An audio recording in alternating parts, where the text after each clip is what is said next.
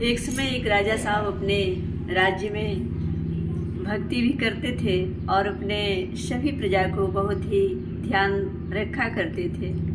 वह जब प्रभु के दर्शन पाए तो उनके मन में बहुत ही खुशी हुई और वो सोचे कि चलिए हम अपने प्रजा को भी प्रभु के दर्शन कराएंगे।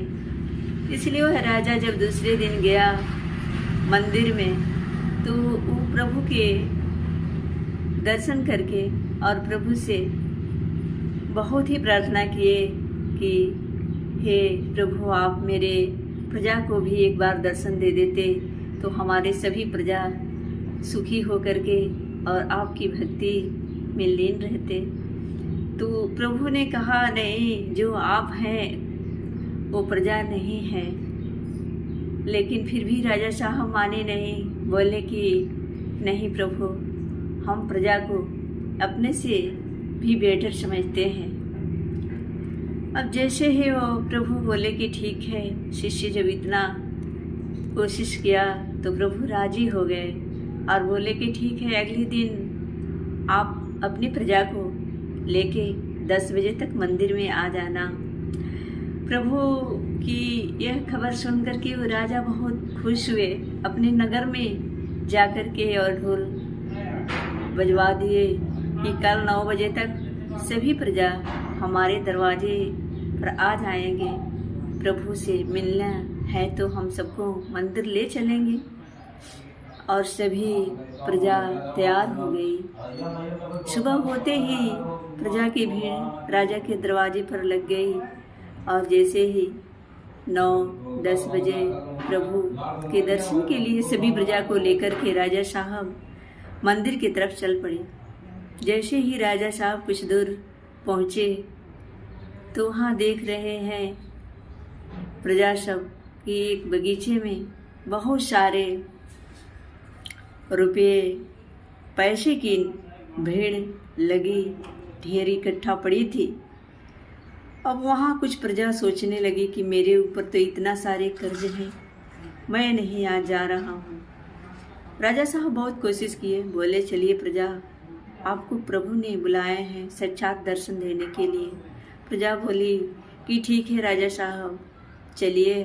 कुछ आधा प्रजा तो चल पड़ी, लेकिन आधे लोग वो रुपये पैसे की ढेर में उलझे रह गए। फिर कुछ दूर जा रहे हैं तो देख रहे हैं कि वहाँ सारे असरफियाँ गिरी पड़ी हुई थी। कुछ प्रजा लोग वो भी देखने लगे कि इतनी सारी असरफियाँ छोड़कर, एक तो छोड़कर चले आए, अब इसे छोड़कर कैसे जाएंगे। प्रभु के दर्शन कभी और कर लेते हैं। राजा साहब बहुत सारे कोशिशें किए, लेकिन उसमें से 10 से 15 प्रजा राजा साहब के साथ गई और बाकी की प्रजा उस दूसरे बगीचे में रुक करके और ये सारे असरफियों की ढेर में लग गए। बिटोरने में सभी लोग लगे हुए थे। जैसे ही तीसरे बगीचे में राजा साहब पहुँचे तो वहाँ ये सारे प्रजा को दिखाई दे रहा है कि इस बगीचे में इतने सारे हीरे मोती जवाहर पड़े हुए हैं, अब हम इसको छोड़कर कैसे जाएं। छोड़ते छोड़ते तो हम तीसरे बगीचे तक पहुंच आए। वो सब इतने सारे ले लिए और हम सारे छोड़ते चले आ रहे हैं। अब हम भी ऐसे करते हैं कि इस बगीचे में अपना कारोबार शुरू कर लेते हैं। और राजा साहब बहुत सारी कोशिश किए कि प्रजा जी लेट हो रहे हैं, प्रभु हमारा इंतज़ार कर रहे होंगे, जल्दी चलिए। अब वो प्रजा हाथ जोड़ करके और राजा साहब से प्रार्थना करने लगे कि हे राजा साहब, आज नहीं, हम कभी और किसी दिन चल करके प्रभु के दर्शन कर लेंगे, हमें छोड़ दीजिए।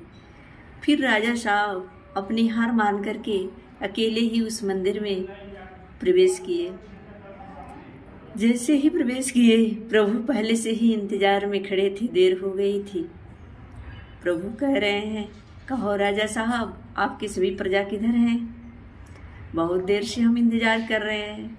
अब वो राजा साहब कह रहे हैं कि प्रभु, हमारी प्रजा तो इतने सारे बगीचे, तीन तीन जगह के बगीचे में बैठे हैं, सारे ढेर हीरे मोती जवाहरात नोट ये सारे लूट रहे हैं प्रभु, और हमारे साथ कोई आने को राजी नहीं हुआ। प्रभु कह रहे हैं तो राजा साहब हम इसीलिए बोले कि आप में उन लोगों में बड़ा अंतर है, तो आप माने नहीं। तो फिर राजा साहब कहते हैं लेकिन प्रभु ये क्या हुआ, हम तो उसी रास्ते से रोज आते थे, हमें ये तो दिखाई नहीं पड़ती थी, लेकिन आज इतनी सारी ये मोह के चक्कर में हमारी सभी प्रजा फंसी रह गई, ये क्या अचरज की लीला है प्रभु।